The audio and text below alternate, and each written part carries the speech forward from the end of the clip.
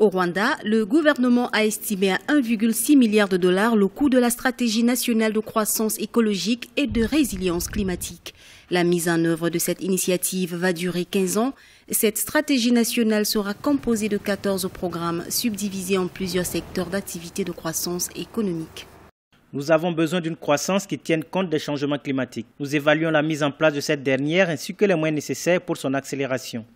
Nous identifions ce qu'il y a à mettre en place et allons aider les institutions financières à les intégrer dans la planification de leur budget. Le Rwanda offre en effet un terrain fertile à une politique de développement écologique. 92% de la population dispose d'une assurance maladie publique et sa politique forestière prévoyante assure une gestion locale, autonome et durable.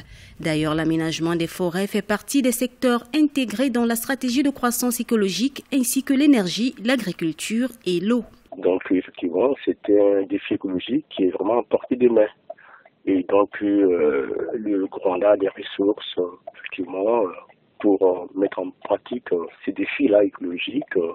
Sur 15 ans, c'est des prévisions assez réalistes, dans la mesure où il faut planifier, il faut anticiper, il faut que les différents acteurs de ces défis-là, la population, les experts, il faut que l'État, les partenaires soient effectivement briefés, encouragés sur cette question-là, qui est souvent pas prioritaire en Afrique. Parmi les objectifs à atteindre pour la croissance écologique au Rwanda, la mise sur pied effective du fonds climatique pour accompagner ces différentes initiatives. Ce fonds va permettre d'investir dans un programme de développement rural d'une valeur de 86 millions de dollars.